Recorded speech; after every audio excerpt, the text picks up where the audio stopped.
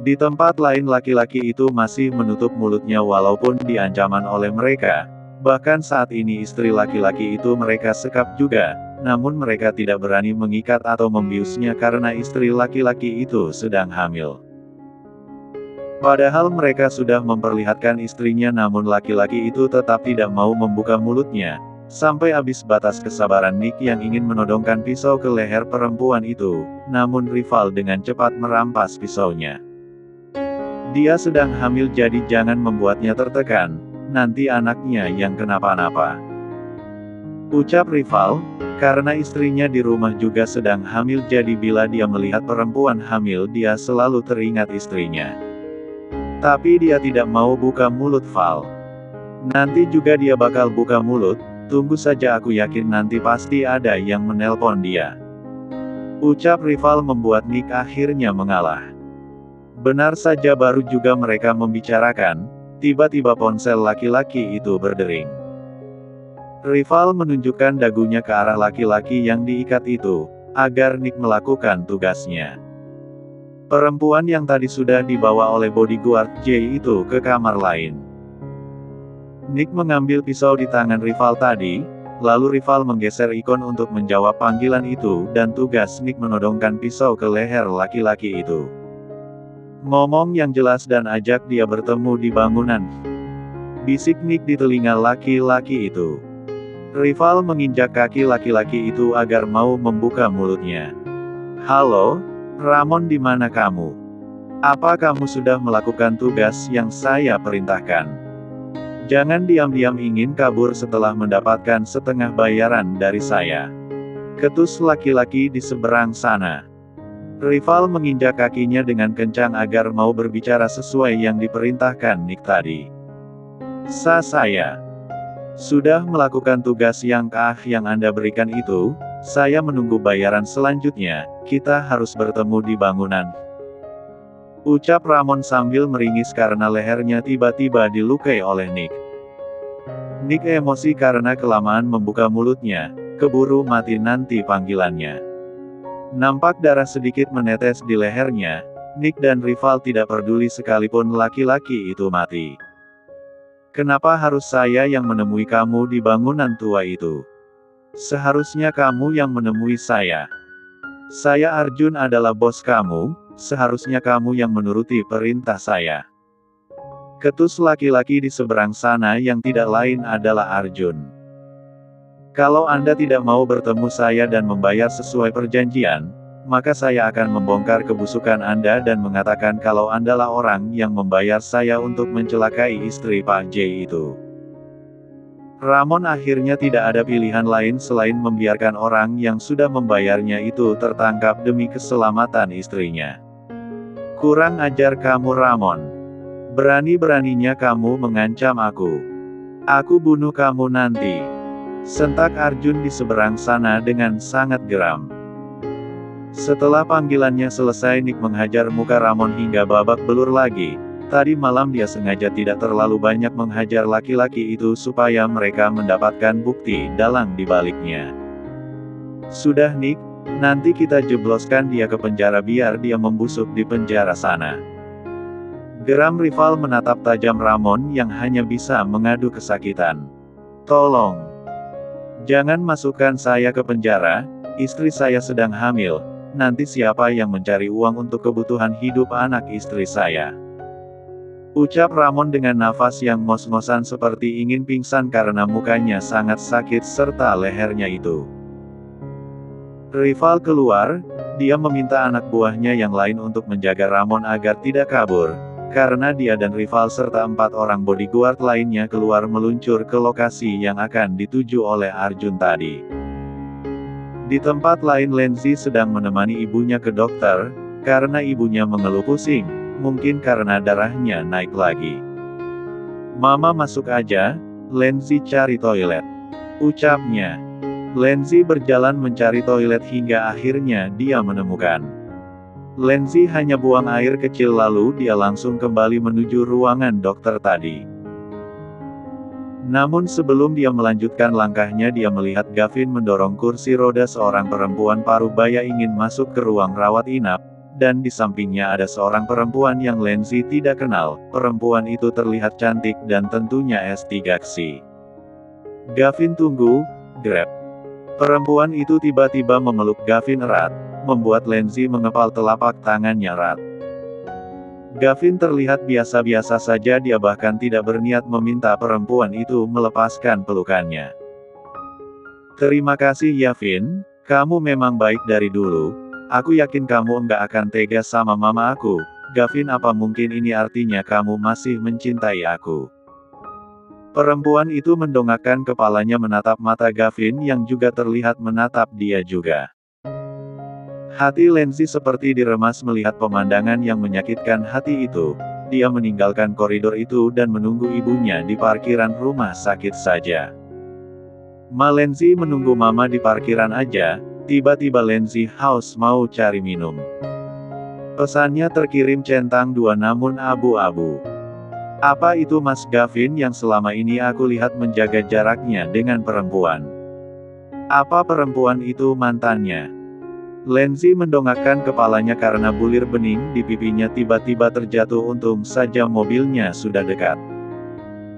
Ketika melihat mamanya melangkah mendekati mobilnya, dengan cepat Lenzi mengusap air matanya memakai tisu pura-pura seperti tidak terjadi apa-apa, takut darah mamanya makin naik nanti. Katanya beli minum, mana? Mama juga haus, ucap mamanya. Tadi Lenzi enggak jadi beli, tiba-tiba mager buat jalan. Bohong, Lenzi sambil menyetir meninggalkan parkiran rumah sakit. Sepanjang jalan Lenzi hanya diam, namun tadi dia sempat singgah di Alfamart untuk membeli minuman dingin. Dia tidak makan siang di luar karena sang mama sedang menjaga pola makannya akibat darah tinggi itu. Lenzi berada di kamar dan hanya duduk diam di sofa. Pantas aja dari kemarin aku kirim pesan tapi enggak dibalas, padahal dia buka. Apa perempuan itu sebegitu berartinya buat kamu, Vin? Apa lamaran itu tidak ada artinya menurut kamu? Apa menurut kamu aku akan diam dan tidak apa-apa ketika melihat kamu dipeluk perempuan asing yang bukan adik kamu? Lenzi tidak kuat untuk membendung air matanya. Pemandangan tadi itu begitu menyesakkan hatinya. Aku sudah membuka hatiku untuk kamu, Vin. Tapi apa kamu juga membuka hati kamu untuk perempuan lain di luar sana termasuk mantan kamu? Kenapa aku sangat bodoh tidak pernah menanyakan tentang mantan kekasihnya dulu? Apa mungkin Gavin masih belum selesai dengan masa lalunya dan dia masih mengharapkan mantan kekasihnya kembali bersama dia? Lirih Lenzi sambil mencengkeram erat cincin tunangan di tangannya. Entah kenapa dia sangat marah melihat Gavin yang membiarkan perempuan tadi memeluknya. Di bangunan Arjun baru tiba di tempat itu sambil menatap ponselnya. Mana si Ramon? Katanya menunggu di sini. Tapi lokasinya dia kayaknya memang di sini. Arjun berjalan masuk bangunan kosong yang sudah tua itu. Dia menatap ke atas, siapa tahu Ramon ada di sana. Buk. Baru ingin melangkahkan kakinya menginjak tangga, tiba-tiba tengkuknya dipukul orang dari belakang membuat dia jadi pingsan. Yang memukul Arjun itu tentu saja rival karena mereka sudah dari tadi menunggu Arjun yang sangat lama itu. Ayo seret dia ke mobil, kalau terlalu berat lempar aja ke laut biar dimakan ikan hiu. Geram Nick, dia sangat membenci Arjun dari dulu, karena terkesan sombong ketika menjadi kakak iparnya Jay dulu. Setelah tiba di markas, rival langsung menghubungi nomor Jay. Jay yang sedang di pemakaman almarhum istrinya itu pun langsung menjawab teleponnya. Siapa Mas? Tanya Anissa. Rival, sebentar Mas, jawab dulu ya.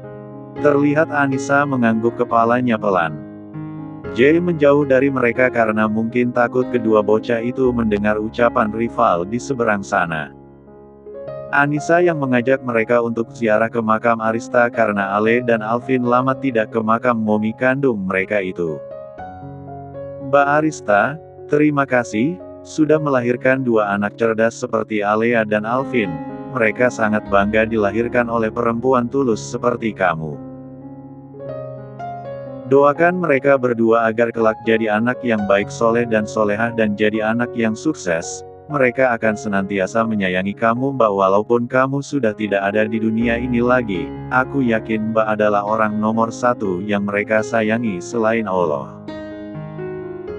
Mbak jangan sedih di atas sana, aku akan selalu menyayangi mereka dengan tulus seperti anak aku sendiri, karena mereka segalanya buat aku.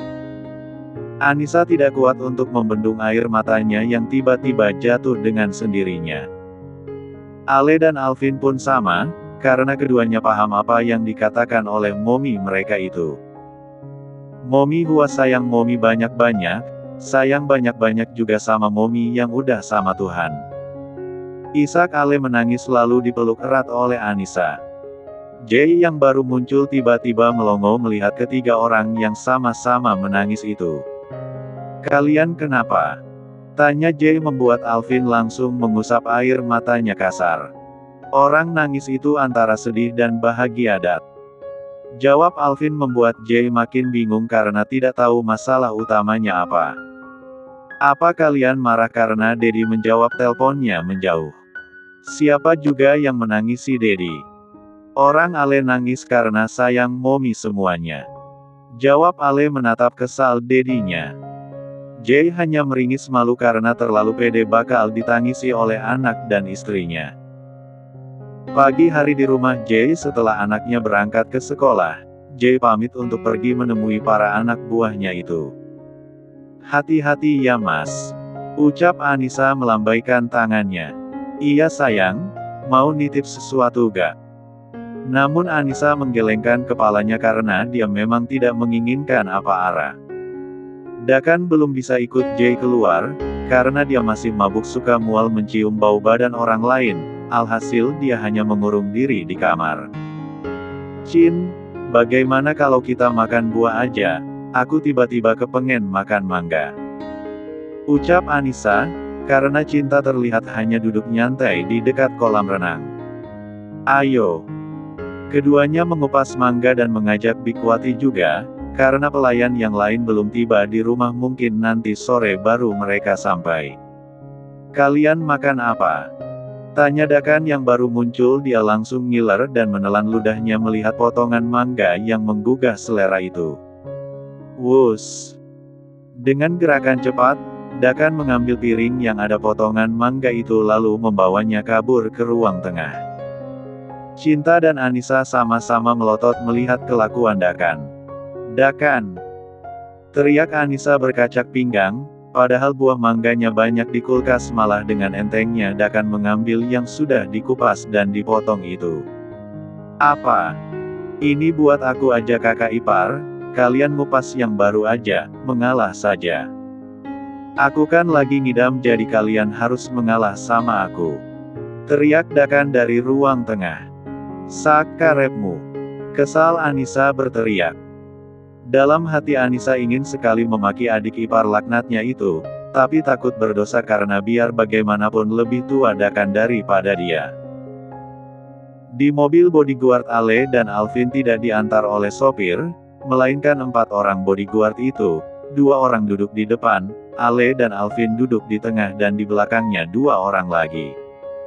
Om, apa menurut Om, Ale suka permen? Tanya Ale tiba-tiba membuat mereka semua menoleh. Kamu bertanya kepada kami Nona Ale. Terdengar hembusan nafas Ale yang menandakan dia sedang kesal. Kalau bukan sama Om, lalu Ale nanya sama siapa? Memangnya di sini ada Om yang enggak kelihatan? Tanya bocah itu balik membuat mereka hanya bisa saling pandang. Kalau bocah itu sampai merajuk lalu mengadu sama Dedi dan Mominya, tamatlah riwayat mereka. Karena ketika mereka masuk kerja Jay mengatakan sesuatu.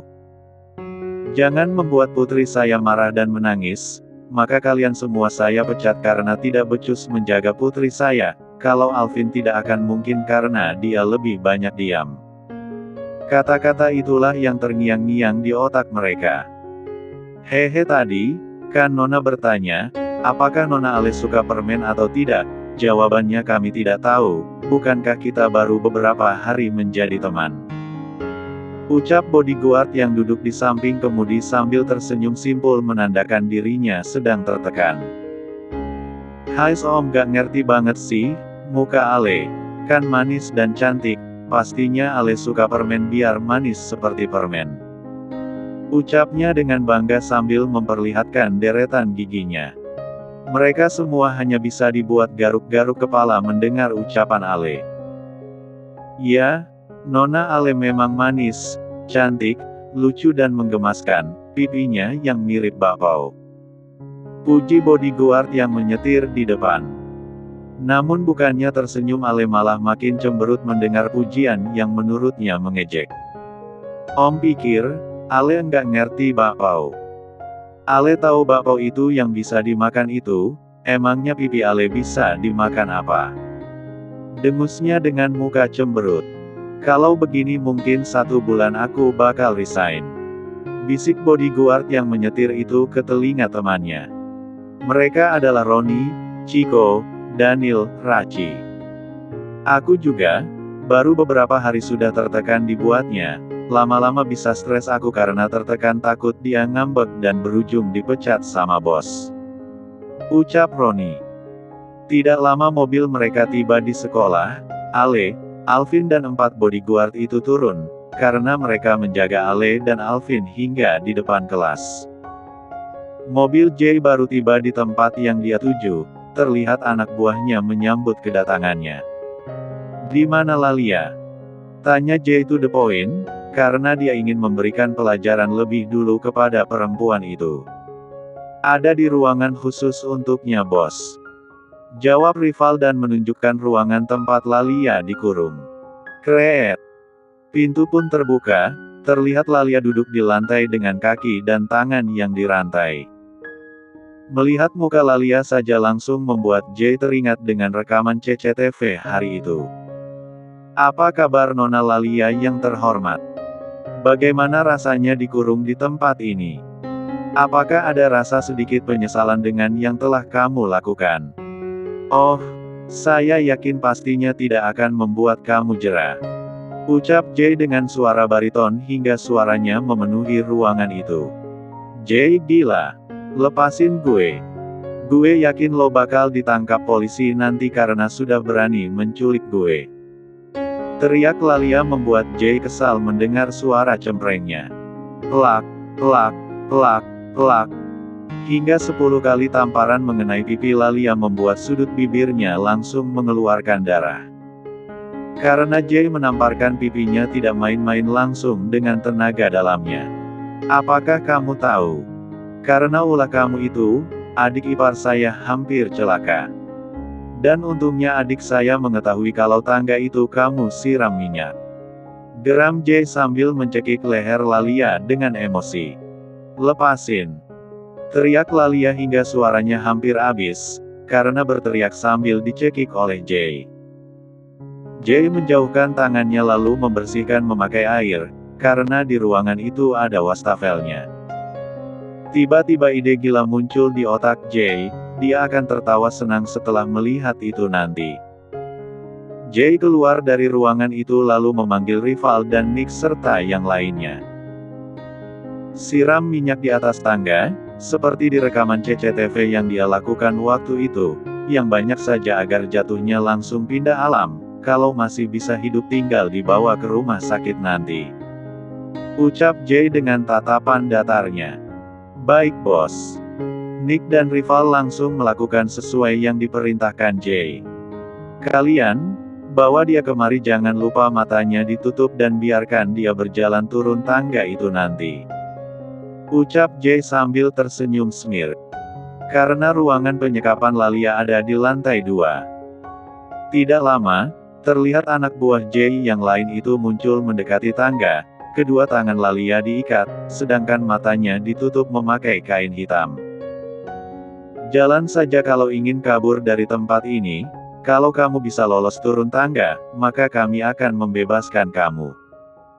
Ucap rival sambil tersenyum sinis karena melihat muka Lalia yang tiba-tiba tersenyum mendengar kata dibebaskan. Sedangkan Jay hanya duduk manis di sofa yang ada di bawah tidak jauh dari tangga itu, karena dia sudah siap menyaksikan adegan Lalia turun dari tangga lantai 2.